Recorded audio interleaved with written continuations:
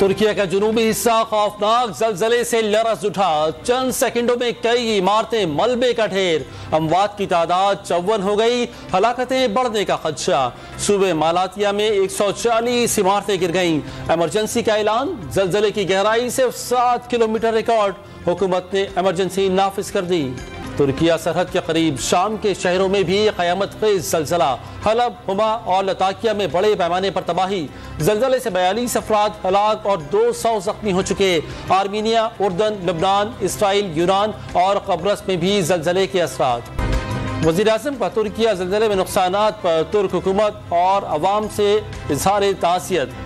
پاکستان اپنے برادر عوام اور حکومت کی ہر ممکن مدد کرے گا، شہباز شریف کا بیان۔ موسمیاتی تبدیلیوں سے بچاؤ کے اقدامات کی ضرورت پر زور۔ گلیات میں موسم سرما کی برف باری کا 8واں اسپیل شروع، 3 سے 4 انچ برف پڑنے کے بعد متعدد مقامات پر رابطہ سڑکیں بند، مری اور بالائی علاقوں میں بھی برف باری کا سلسلہ وقفے سے جاری۔ اسلام آباد میں وقفے سے بارش کے بعد سردی مزید بڑھ گئی۔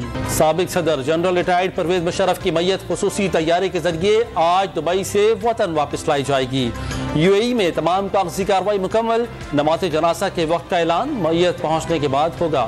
قرض کی اگلی قسط کے لیے پاکستان اور آئی ایم ایف کے درمیان مذاکرات 2 روزہ وقفے کے بعد آج پھر ہوں گے۔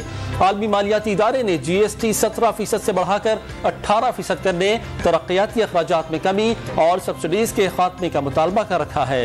اور اسٹاک ایکسچینج میں تیزی کا رجحان، 100 انڈیکس 300 پوائنٹس اضافے سے 40,080 سے تجاوز کر گیا۔